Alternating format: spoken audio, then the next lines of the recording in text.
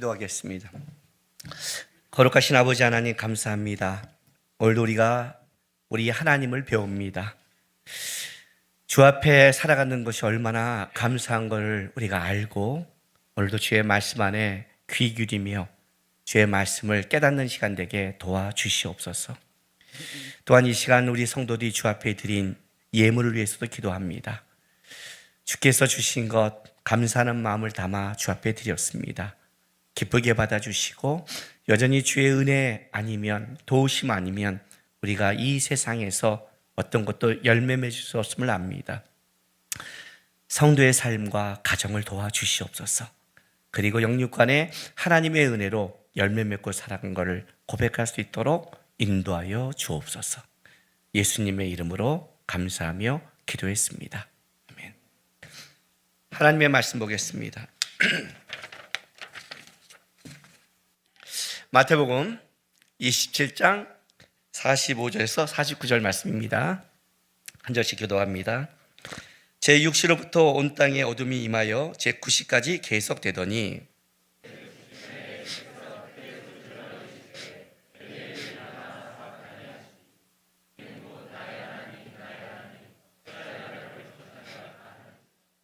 거기 섰던 자 중 어떤 이들은 듣고 이르되 이 사람이 엘리야를 부른다 하고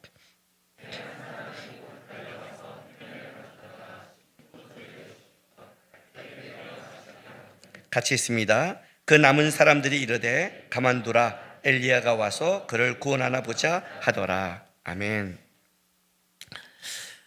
여러분 세상을 살아가면서 이것만은 내 인생에 안 일어났으면 하는 것들 한 가지씩 있나요? 생각 안 하고 살아요? 그러면 나는 이게 제일 두려워. 내 인생 속에 나는 어떤 때 가장 이런 문제가 생길 때 난 이거에 가장 끔찍해. 이거 하고 피하고 싶은 것. 제가 이 말을 왜 하냐면 사람은 중요한 것과 급한 것이 있다고 그럽니다. 그렇죠? 항상 우리 안에서는 급한 것과 중요한 것이 있다고 그럽니다. 그리고 급한 걸 쫓으면 망하고 중요한 것을 쫓아야 된다고 말합니다.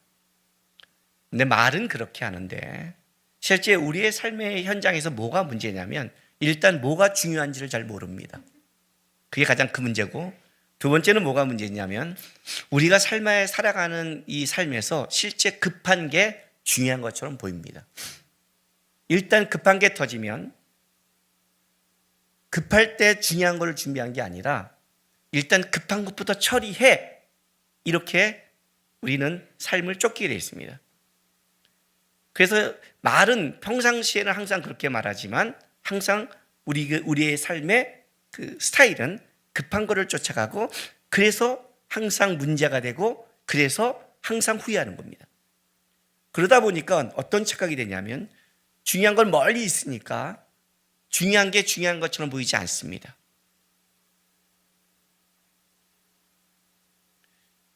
영혼 구원이 중요해요? 이 땅에서 잘 사는 게 중요해요?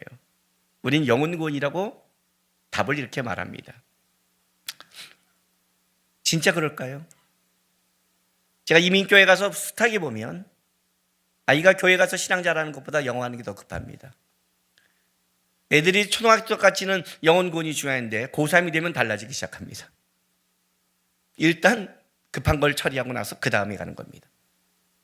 그러니까 어떤 개념이 들어오냐면 말은 그런데 애들 안에 삶 속에 이게 진짜 중요한 게 중요한 것인가를 인식하지 못하고 살아가는 겁니다. 오늘 우리는 예수님의 가상칠언을 봅니다. 그 네 번째 말씀입니다. 예수님께서 첫 번째 말씀은 십자가에 달리셔서 아버지 저들이 저의 죄를 모릅니다 라고 하면서 시작된 겁니다. 예수님이 십자가에 달리신 이유죠. 저들이 죄를 모르기 때문에 그 죄의 문제 때문에 저들을 벌하지 마십시오. 죄를 모른다고 죽이지 마십시오. 죄가 달렸지 않습니까? 하는 예수님이 십자가에 달린 겁니다. 그리고 가상치는 두 번째에 들어가서는 예수님이 십자가에 상에서 두 강도와 얘기를 하는 겁니다. 예수님을 비난하던 두 강도가 중에 한 강도가 예수님을 어떻게 돼요? 알기 시작했습니다. 오늘 당신의 나라에 들어갈 때 저를 생각해 주십시오 할 때 예수님께서 그 한편에 있는 강도에게 구원을 초청합니다. 하나님의 나라, 구원을 받은 조건이 뭐예요? 인간이 어떻게 살아왔냐에 없다는 겁니다. 왜냐하면 인간은 다 죄악 가운데 살고 죄악 가운데 가는 겁니다. 그 죄악 가운데 조금 더 죄를 짓냐 안 짓냐의 차이지 인간은 근본적으로 다 죄악 가운데 있습니다. 그 두 강도가 어떻게 살아왔냐를 묻지 않습니다. 둘 다 흉악범이고 둘 다 예수님 옆에 달렸지만 하나는 구원받지 못했고 하나는 구원받았습니다. 이것은 구원이 뭔가를 말합니다. 예수와 연결되어 있다는 겁니다. 오늘 지금 십자가에 달린 예수와 연결되어 있는 겁니다. 세 번째, 예수님께서 그의 어머니 마리아를 보시면서 여자의 벌써 아들입니다라고 얘기하는 것이 가상처럼 세 번째입니다. 이 세 번째는 단순히 자기 어머니, 육신의 어머니에 대한 배려가 아니라고 그랬습니다. 왜냐하면 이 땅을 살아가면서 가장 지금 가슴이 아픈 자가 있다면 마리아일 겁니다. 어쨌든 성녀로 잉태했지만 육신으로는 믿음의 결단한 사람이요 자기 몸을 통해서 메시아가 온 것을 고백했고 그 메시아의 인생을 바라보면서 가장 가슴이 아팠을 겁니다. 어쩌면 가장 큰 좌절을 겪는다면 마리아일 겁니다. 세상적으로 본다면. 그런데 이렇게 말하는 겁니다. 여자여 보소서라는 거예요. 아들이라는 거죠. 이 말은 왜 여자라 했을까요? 창세기 3장 15절에 뭐예요? 여자의 후손이 뱀의 머리를 밟는다는, 보십시오, 여자요. 당신의 삶이 헛되지 않았습니다. 그것이 실현된 겁니다.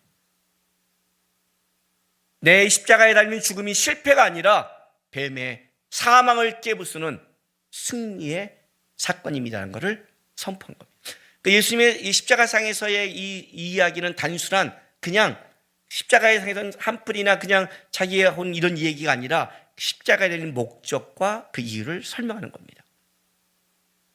그리고 나서 이제 오늘 네 번째입니다. 그런데 오늘 본문에 보면 마태복음 27장 45절부터 46절 보세요.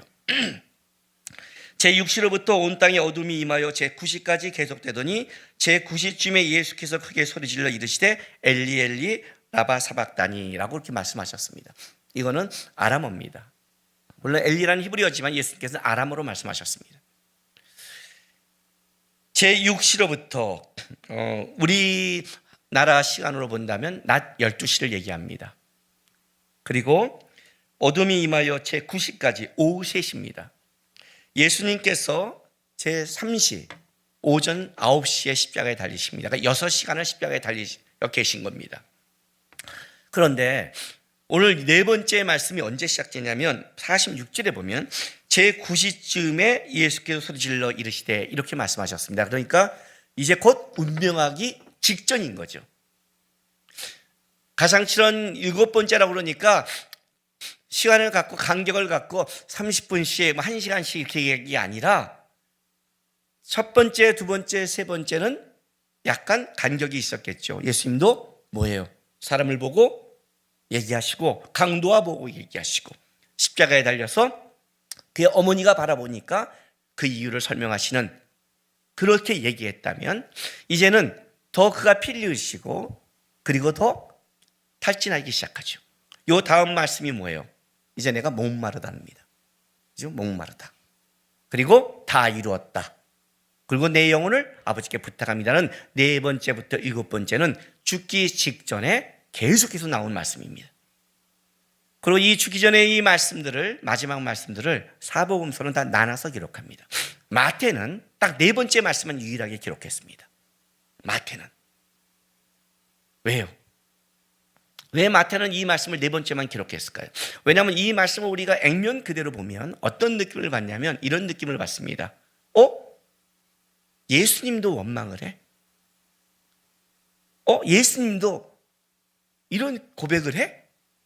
예수님이라면 그러면 하나님이고 완전한 분이고 누구보다 많이 하나님 앞에 순종하는, 겟세마네 동산에서 기도도 될 수만 있으면 이 잔을 나에게 피하게 해달라는 이런 기도를 했지만, 그러나 아버지 뜻대로 가는 분이 마지막 직전에 그 고통이 심하니까 어찌하여 나를 버리십니까? 그 목마르다는 인간적으로 돌아가셨나? 라고 오해할 수 있는 말씀인데 그렇지 않다는 거죠. 마태가 이걸 네 번째 기록한 그 이유는 바로 어쩌면 그렇기 때문에 이 말씀만 기록한 겁니다. 마태복음은 여러분이 알다시피 뭐예요? 왕으로 오신 예수입니다. 구약의 성취입니다. 그죠? 그래서 마태는 계속해서 구약과 연결시켜 갑니다. 구약과. 마태복음 5장부터 7장을 뭐라고 그래요? 산상순이라고 합니다. 그러나 그거는 산상순의 말씀이라고 볼 수 없다고 그랬죠. 누가복음은 그걸 평지순이랍니다. 왜냐하면 산에서 얘기했지만 산에 이렇게 되고 거기에 구릉이 넓은 공터가 있습니다. 이 공터를 기준으로 얘기하면 평지가 되는 것이고 산을 기준으로 한다면 산이 되는 거겠죠. 누가는 이걸 평지를 기준으로 잡았다면 마태는 의도적으로 산상순입니다. 그리고 마태복음 28장의 마지막 대위 명령도 예수께서 한 산에 이르라고 산을 강조합니다. 왜냐하면 이스라엘 백성의 시작은 시내 산에서 시작하기 때문에 그렇습니다.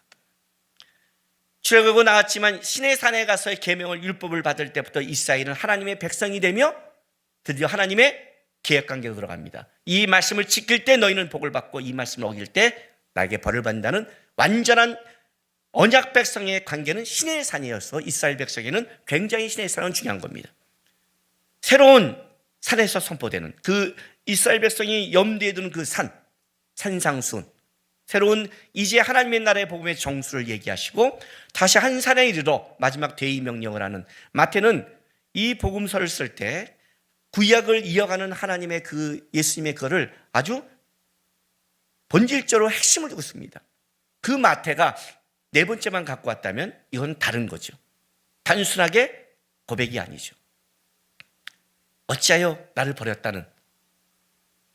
왜냐하면 이것은 시편 22편의 말씀을 인용한 거기 때문입니다. 그러니까 시편 22편을 이해하고 있으면 이 말의 고백을 알겠죠. 우리가 한국 사람들이 어떤 격언을 들을 때 이 격언이 어디서 나왔다.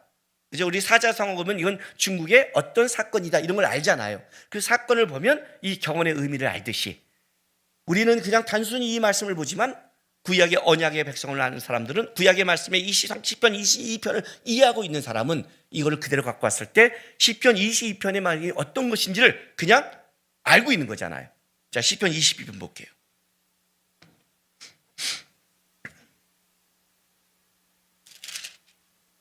시편 22편 1절. 내 하나님이여 내 하나님이여 어찌하여 나를 버리셨나이까? 어찌 나를 멀리하여 돕지 아니하시며 내 신음소리를 듣지 아니하시나이까? 이 말씀을 인용해 온 겁니다. 다윗의 시입니다. 다윗이 고백한 겁니다. 다윗이 고통받으면서 한 시입니다. 그런데 이거는 메시아의 예언시라고 합니다. 왜냐하면 예수님의 사건을 예수님이 한 사건을 너무나 이 시편 22편은 구체적으로 예언하고 있기 때문에 메시아의 예언시라고 합니다. 여기 보면 우리가 너무 잘 알고 있는 시편 22편 16절부터 18절 보세요. 개들이 나를 에워쌌으며 악한 무리가 나를 둘러 내 수족을 찔렀나이다. 내가 내 모든 뼈를 셀 수 있나이다. 그들이 나를 주목하여 보고 내 겉옷을 날며 속옷을 제비 뽑나이다. 너무나 예수님이 당한 사건들을 구체적으로 썼기 때문에 이거는 단순한 다윗의 순한 시를 넘어선다고 말합니다. 그리고 실제 이 내용을 쭉 보면 다윗이 자기가 당한 어려움 속에 쓴 비탄시도 되지만은 그러나 그 다윗의 고통을 넘어선 메시아에 대한 내용이 있기 때문에 다윗의 어떤 사건을 통해 이것은 예언된 시라고 보는 겁니다. 그런데 이 시를 쭉 보면 여러분 이 시작은 이렇게 시작하죠. 내 하나님이여 내 하나님이 어찌하여 나를 버리셨나이까? 이렇게 하니까 꼭 버린 것 같은데 여러분 이 내용을 보세요. 7절부터 10절 보세요. 22편. 나를 보는 자는 나를 다 비웃으며 입술을 비축거리고 머리를 흔들며 말하되 그가 여호와께 의탁하니 구원하실 걸 그를 기뻐하시니 건지실 건 아나이다. 아까 우리 가만두어라. 엘리야가 와서 구원하나 보자. 이런 식으로 하잖아요. 그들이. 그렇게 말하면서 9절 10절 보세요. 오직 주께서 나를 모태에서 나오게 하시고 내 어머니의 젖을 먹을 때를 의지하게 하셨나이다. 내가 날 때부터 주께 맡긴 바 되었고 모태에서 나를 나올 때부터 주는 나의 하나님이 되셨나이다. 이해가 되세요? 단순하게 나를 버리셨습니다 그러고 나오는데 뒤에 가서 뭐라고 나오냐면 나는 모태부터 하나님은 나의 하나님이 되셨다고 고백해요. 그러니까 이 기도의 내용을 보면 이 사람은 믿음이 있는 사람이에요. 환난 가운데 믿음이 무너진 자가 아니에요, 여러분. 우리가 어떤 환난을 당할 때 믿음이 무너져서 고백하는 사람이 있죠. 하나님 계시면 이럴 수가 있어? 하고 진짜 나가는 사람이 있고, 하나님 앞에 어떻게 이럴 수가 있어요, 하나님? 라고 나가지만 하나님이 계시기 때문에, 하나님이 계시기 너무 확실하기 때문에, 그러나 내가 이 사건을 이해하지 못하지만 하나님이 너무 확실하니까 세상에 그걸 말하지 못하고 세상에 붙지 못하고 하나님 앞에 가서 얘기하는 그런 신앙이 있는 거예요. 살다 보면 하나님 내가 순종하고 나가지만 하나님 계신 걸 알지만 이건 좀 이해가 되지 않잖아요 할 때, 그런 우리의 삶에 하나님과 싸우는 사람이 있는 거예요. 똑같이 우리가 어떤 것이 나온다 해도 그것이 그 내용의 깊이가 똑같지는 않은 거예요. 여기 이 사람의 기도는 뭐예요? 믿음이 있는 자의 기도예요. 전제가 믿음을, 하나님 앞에 믿음을 가진 자의 기초의 기도를 하고 있어요. 그리고 그래서 이 믿음의 사람은 결론을 어떻게 내리냐면 시편 20편 23절, 여호와를 두려워하는 너희여 그를 찬송할지어다. 야곱의 모든 자손이여 그에게 영광을 돌지어다. 너희 이스라엘 모든 자손이여 그를 경외할지어다. 다시 찬송으로 바뀌고, 찬송을 넘어서 뭘로 가요? 여러분, 우리는 이 신앙의 단계를 말할 때 뭐예요? 떠난 거, 불평하는 거, 억지로 따라가는 거, 보답하는 거, 감사하는 거, 그리고 제일 높은 게 우리가 기분 좋을 때 어떻게 돼요? 이렇게 나오잖아요. 노래하잖아요. 제가 지금 코로나 시대니까 아주 아득한 옛날이죠, 그죠? 아득한 옛날. 이렇게 이제 필리핀 가서 우리 돌로스 우리 목사님들께 만날 이제 그 전날 주일날이었나 봐요. 끝나고 왔나 봐요. 뭐 집사인데 나도 모르게 이렇게 찬양을 했나 봐요. 그래서 이게 우리 아내가 저쪽에서 저때 딱 보면서 그렇게 좋아? 그래요. 그거 가기 때문에 좋은 게 아니라 그냥 나왔는데, 그래서 아니 하는데 꼭 그것 때문은 아니지만 기분이 좋은 거 사실이잖아요. 우리가 어떻게 노래하면 어떻게 돼요? 기분 좋을 때잖아요. 기분 좋은 일이 있니? 찬송할 때가 어때요? 그럴 때죠. 가장. 근데 찬송보다 더 위대한 게 있죠. 27절 보세요. 27절 29절 마무리가 이렇게 돼요. 땅의 모든 끝이 여호와를 기억하고 돌아오며 모든 나라의 모든 족속이 주 앞에 예배하리니 나라는 여호와의 것이요 여호와는 모든 나라의 주제시로다. 세상의 모든 풍성한 자가 먹고 경배할 것이요 진토 속에 내려가는 자 곧 자기 영혼을 살리지 못할 자도 다 그 앞에 절하리로다. 마지막에 모든 것에 승리하실 하나님의 통치를 고백하고 끝나요. 여러분, 사람이요 아무리 어렵고 아무리 힘들어도 결국 하나님이 승리할 것을 알고 있는 사람은 절대 죽거나 망하지 않아요. 절대 무너지지 않아요. 우리가 어디서 무너져요?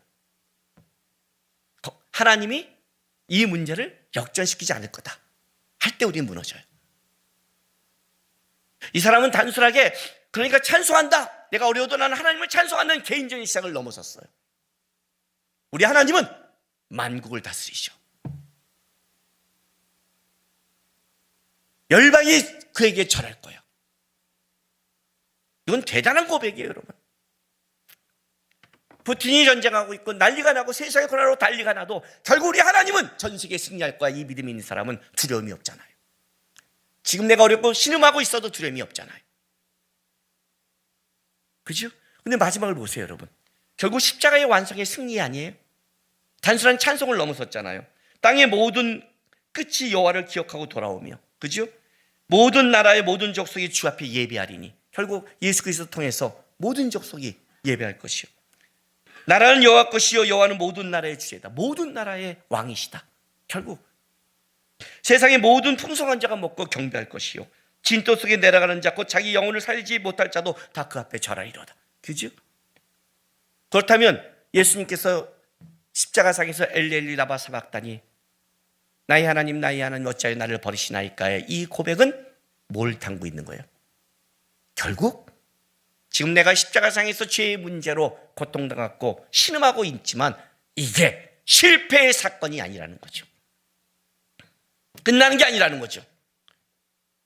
시편 22편을 알고 있는 이스라엘 백성들에게 말해주는 거예요. 결국 이건 찬송으로 하나님이 찬송받을 것이요, 모든 열국이, 모든 나라가 그 앞에 절하며 이 예배로 돌아오는 시작의 사건이라는 것을 이 사건을 통해 공포하고 있는 거예요.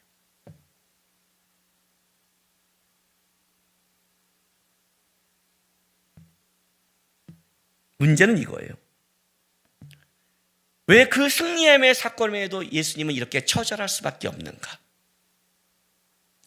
예수님이라면 우리와 다른, 그래도 하나님이시며 온전하신 분이라면 그래도 다르게 말할 수 있지 않을까? 왜 예수님도 이렇게 처절할 수밖에 없는가예요, 문제는. 왜 그랬을까요? 그는 완전한 신이지만 분명한 사건은 우리의 대표성으로 이 땅에 오신 겁니다. 그는 두 번째 아담이시며 죄가 없으시만 죄인들의 그 죄를 다 짊어진 자입니다. 십자가의 사건은 우리의 모든 죄를 다 짊어지고 대속하는 사건입니다. 예수님의 이 고백 속에 갖고 있는 가장 큰 것은 죄의 무게가 있습니다. 아까 내가 여러분에게 물었습니다. 여러분이 가장 두려워하는 것이 무엇입니까? 예수님이 십자가를 달리 전에 처절한 육체의 고통을 당합니다. 그죠? 채찍에 맞고 철저한 육체의 고통을 당합니다. 우리는 육체의 고통을 당하면 끔찍하게 여기죠. 그리고 그는 희롱당하며 조롱당하며 정신적 고통을 당합니다. 아마 극에 달았을 겁니다. 세상에서 가장 큰 정신적 고통이 뭐예요? 왕따잖아요. 그 왕따 중에 최고의 왕따는 뭐예요? 믿는 자의 배신이잖아요. 사람이 거기서 죽잖아요.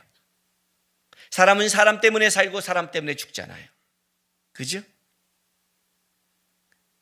가장 아꼈던 제자들까지 배신했고 모든 자가 자기에게 손가락질했고 모든 자가 희롱하고 조롱하잖아요. 오늘 보세요. 엘리야가 와서 구원하나 보자. 왜 이 말이 나온 줄 아세요? 유대인에 갖고 있는 그 인간 관념 중에 뭐가 있냐면 정의롭고 의로운 자들은 죽지 않고 올라간 엘리야가 항상 그를 도와준다고 믿는 생각이 있었어요. 그러니까 그가 정의롭고 공의롭다면 죽지 않고 올라간 자는 다시 올 수 있잖아요. 엘리야가 와서 도와줄 거라는 개념이 있어요. 그러니까 엘리 엘리 라바 삭다니가 너무 예수님이 이것을 뭐예요? 그 외침이 간절하다 보니까 엘리야로 착각한 거죠. 엘리야를 부르나? 자기가 공의롭고 정의롭더기나? 놔둬봐. 참 잔인하지 않아요? 놔둬봐.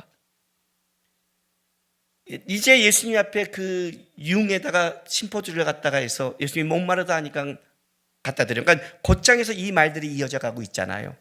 그 심포도주는 뭐예요? 마취 효과도 주잖아요. 십자가에서 피가 빠지니 갈증이 나잖아요. 그걸 주는데 놔두라는 거예요. 왜? 그 자에게는 뭐예요? 호기심이 온 거죠. 엘리야가 진짜 도와주나 보자.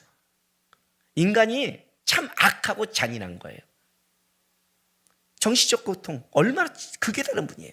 보통 우리는 육체적 고통에서 끝나는데 정신적 고통 하나만 더 끝나는데 이 두 개가 극에 달했어요. 그러나 예수님이 진짜 예수님의 고통은 뭔지 아세요? 영적인 고통이었어요.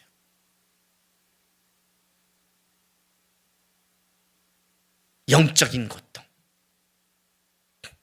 하나님과 단절된다는 끔찍함. 창세기 4장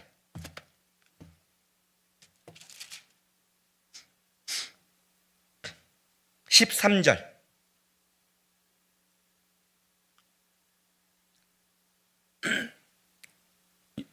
구약성경 6페이지입니다. 가인이 여호와께 아뢰되 내 벌이 지기가 너무 무거우니이다. 주께서 오늘 이 침에서 날 쫓아내시온 중 내가 주의 낯을 뵙지 못하리니 내가 땅에 피하며 위대한 자가 될지라. 물은 나를 만난 자마다 나를 죽이겠나이다. 여러분, 가인이 어떤 사람인 줄 아세요?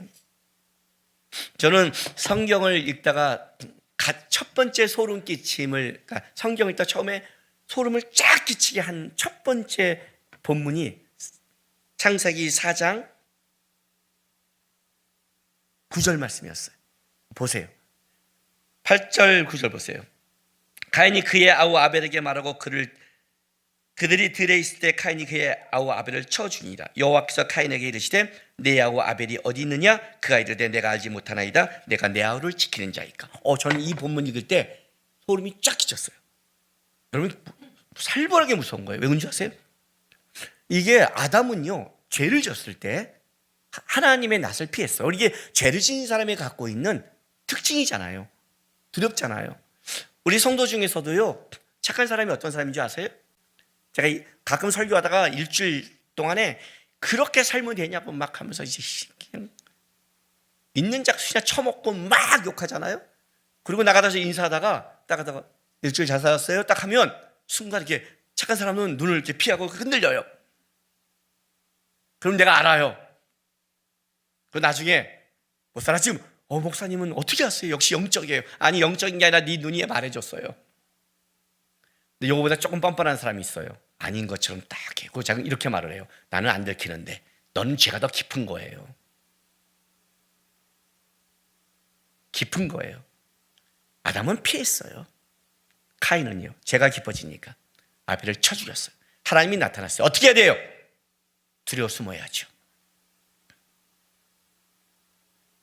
두려워 숨어야죠. 죄가 깊어지면 싸나워져요. 당돌해지고요. 눈빛이 안 좋아요. 진짜 그래요. 온유해지지 않아요. 하나님을 딱 째려보고 이렇게 말해요.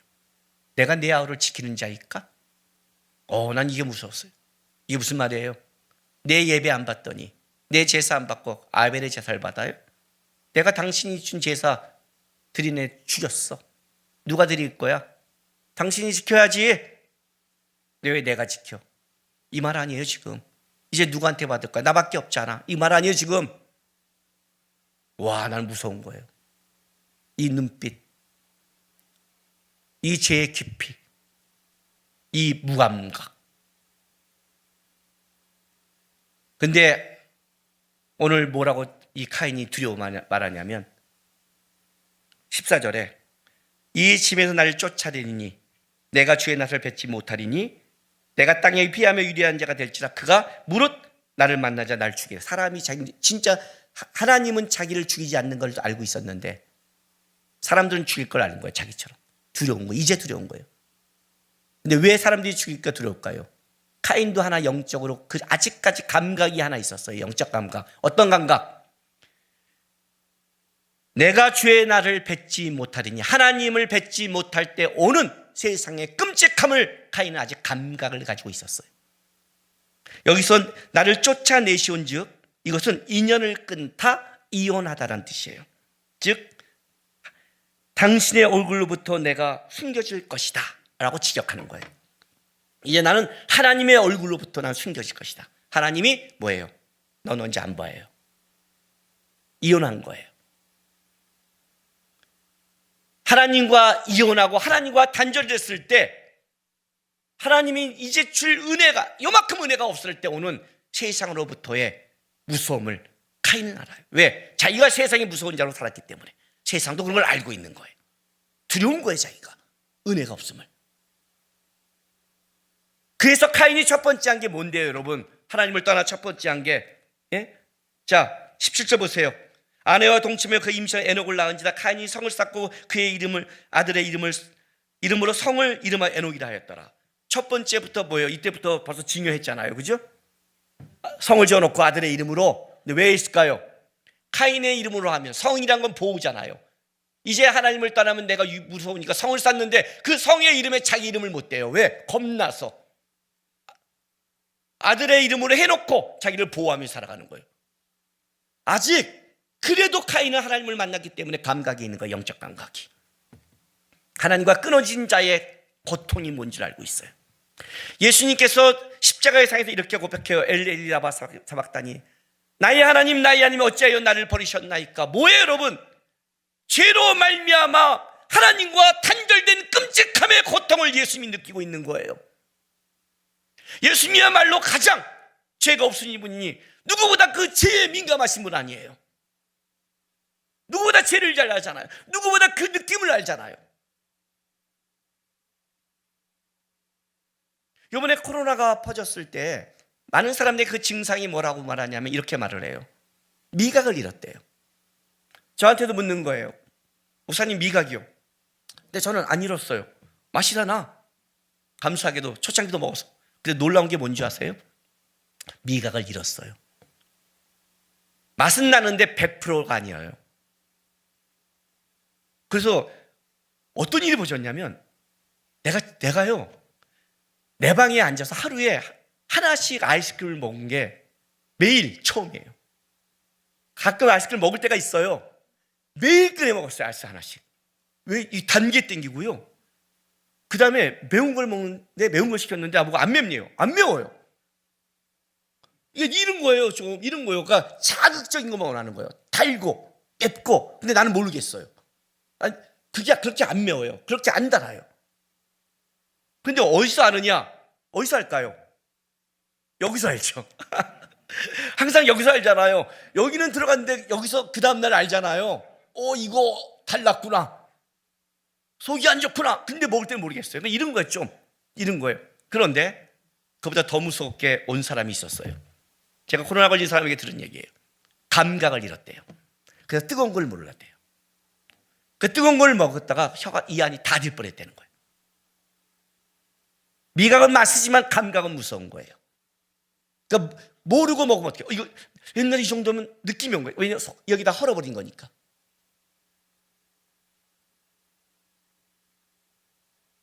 영적으로 감각을 잃으면 어떻게 되는지 아세요? 그게 뜨거운 줄 모르고 디는 줄 모르고 죽는 줄 모르고 먹어요. 영적으로 감각을 잃어버리면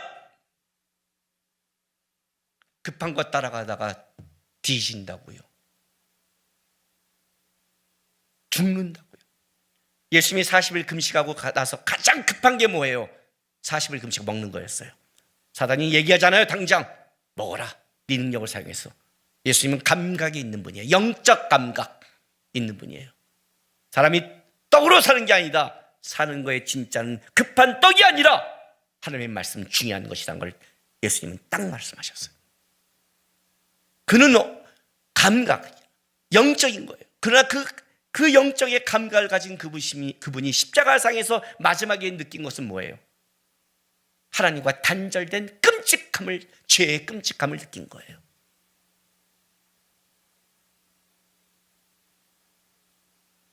여러분,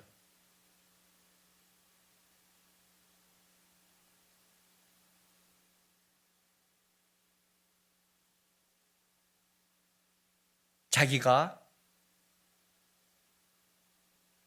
영적인 감각이 요즘 없다. 자기가 완악하다, 강팍하다. 자기가 좀 알지 않아요? 내가 옛날과 다르다 알지 않아요? 아직 그 감각이 남아있을 때 자기를 쳐서 복종시키세요. 왜 예수님이 죽기 직전에 이 고백을 한 줄 아세요? 죽음은 죄의 결과예요. 우리가 죽음을 두려워하는 이유가 있어요. 우리가 천국에 가는 것도 알고 있지만 이 땅에 죽음에 슬퍼하는 이유가 있어요. 기독교인들이 죽음을 이렇게 말하죠. 울지 마, 천국에서 만날 거예요. 아니요, 그걸 말하는 게 아니에요. 천국에서 만날 거를 몰라서가 아니에요. 이 땅에서 죽음은 다시 못 만나는 걸 우리는 알고 있어요. 죽음은 이 땅의 모든 걸 끝이라는 걸 알고 있어요. 단절됨을 알고 있다고요. 왜 우리가 가족의 사람들이 사랑하는 사람의 죽음을 슬퍼하냐면 이 죽음은 천국에서 만날지 모르지만 이 땅에서는 단절이라는 걸 알고 있기 때문에 슬퍼하는 거예요. 죄의 삭은 죽음이기 때문에. 예수님이 그 죽음 앞에 왔을 때, 죄의 싹 앞에 왔을 때 그가 첫 번째 느낀 건 뭐냐면 그 죽음은 하나님과 단절된 끔찍한 결과라는 것을 그는 알고 있는 거예요. 나의 하나님 어찌하여 나를 버리시나이까. 버림받은 느낌, 죄의 결과의 느낌, 그 끔찍함의 느낌. 아니, 느낌을 넘어 실제 버림받은 거니까. 죽음은 죄의 결과니까. 주님이 그걸 짊어지고 나서 죄의 싹을, 사망을 생명으로 바꿨기에 우리가 죽음을 통해 다시 생명으로 이어지는 은혜를 복을 받았지만 주님이 아니면 사실 이건 버림받은 결과니까.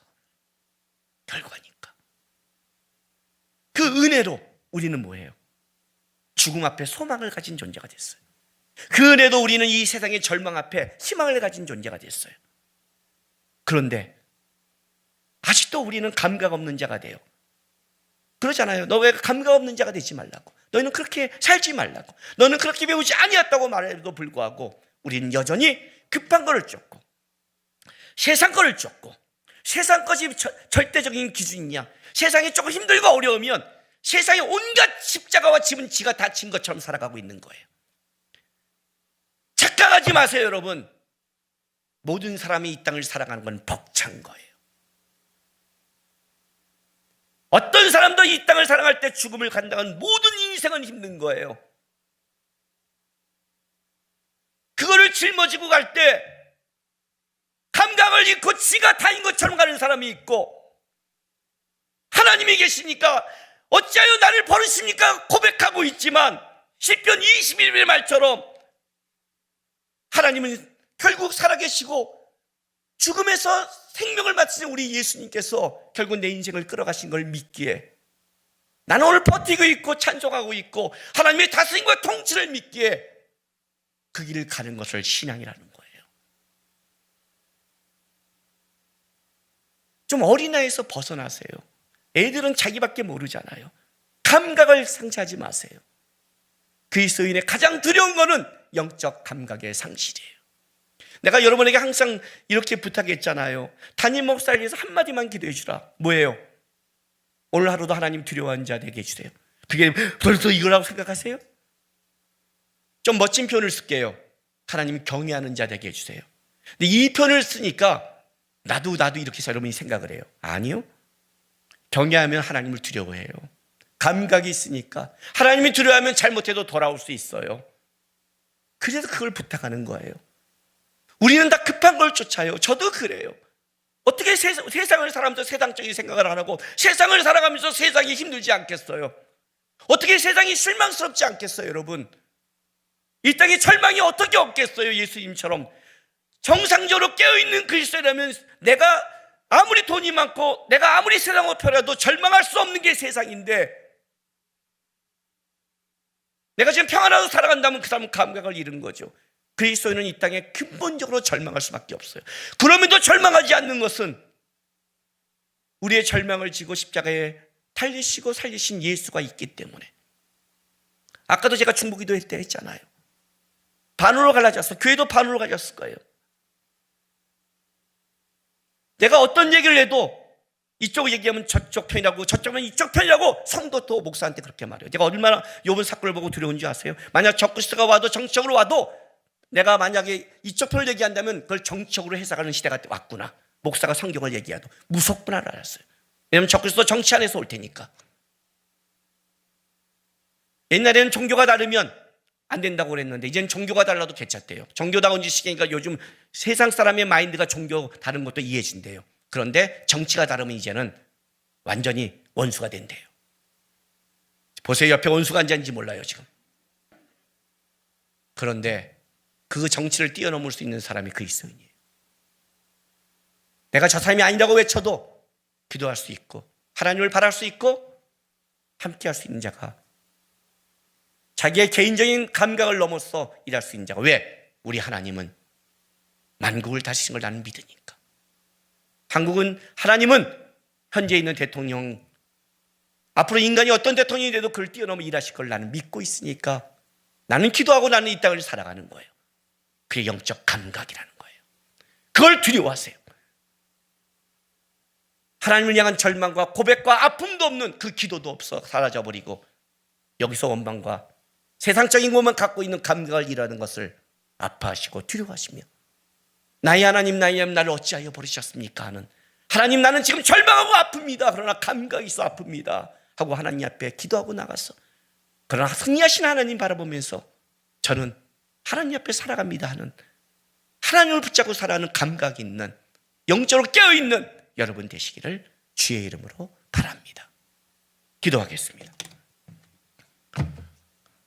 하나님, 깨어있게 도와주십시오.